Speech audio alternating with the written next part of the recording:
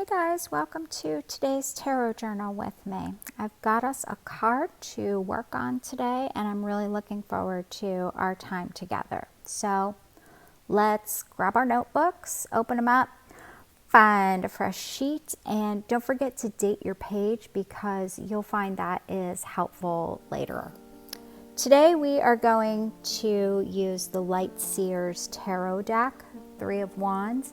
This is my favorite tarot deck. I've mentioned this in my previous videos. I really love the imagery that Chris Ann, both the author and artist of this deck, I love the imagery that she chose to use in her deck. It corresponds pretty well with the basic symbolism of the traditional Rider-Waite deck, and yet it feels modern. This is just a deck that really speaks to me. Hopefully you will find it really helpful for you for your journaling. Chris Ann gives two sets of meanings to each card in her deck. She gives the upright version, which she calls the Light Seer version, and she gives the upside down or reversed version, which she calls the Shadow Seer. Her Light Seer or upright set of keywords are energy manifested, waiting for the results of your effort, the arrival of opportunities, finally understanding your ambitions, continuous improvement and moving in the right direction, and progress. And for the reversed or upside down version, which she calls Shadow Seer, she gives the meanings of not dreaming big enough, fear coming up to block your movement, and delays. These are right on with the traditional meanings of this card associated with the Rider-Waite deck. So what I like to do when I'm first starting with a card to journal with it is I like to answer three basic questions in my journal. What stands out to me about the card? What feelings does the card bring up for me? And how does this card relate to my life right now? What I found is that if I can take some notes about these things, I can start to dig deeper into how this card might have meaning or advice, words of wisdom, any kind of insight into my life. So let's take a minute to do that now. I'm going to leave these questions up for about 30 seconds and then I will switch back to the card for about a minute and then back to the questions before we move on to the next section.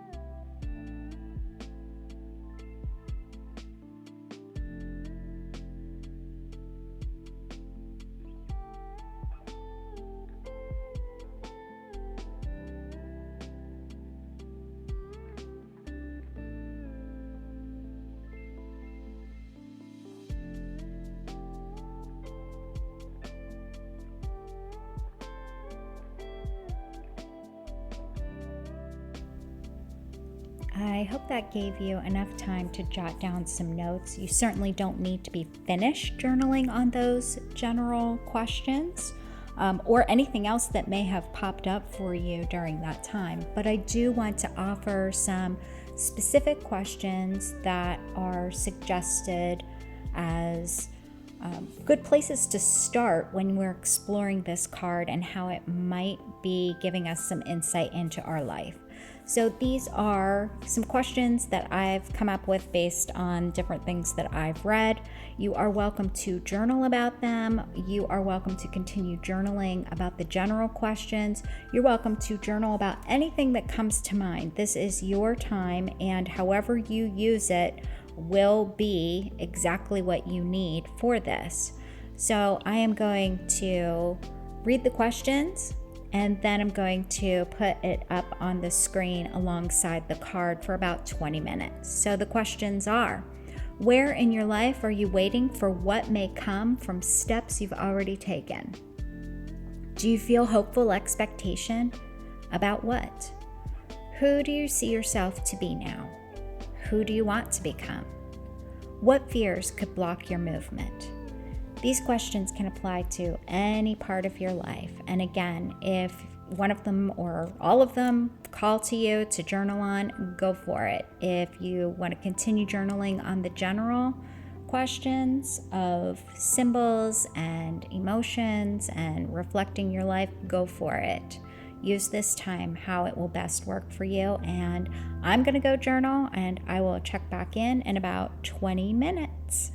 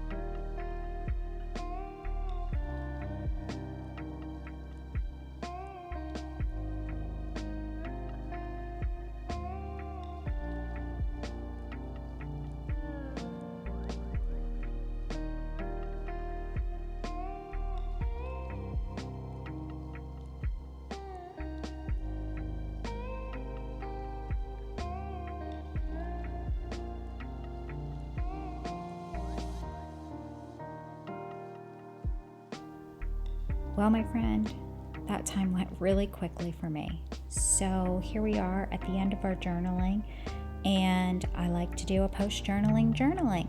So my suggestions for you are, if you would like to dig a little bit deeper, take time to write a couple of notes of aha moments that you had, maybe something that came to mind that you really didn't realize beforehand, or maybe some advice came out in your writing. Another thing that I like to take notes about after I'm done journaling is just my thought process about the journaling. What do I think about what I just journaled about? Because sometimes that can give me some insight too. Of course, you don't have to do this. I just enjoy doing it because it allows me to get a little bit more insight into what's going on in my world right now. I hope you enjoyed doing this. I am planning on putting out videos like this every 7 to 10 days, so you can look for another one to be headed your way soon. And if you like this, please like the video, subscribe to the channel, and share it with somebody who you think might enjoy this as well. Thank you so much for spending your journaling time with me. I hope you'll join me next time. Take care.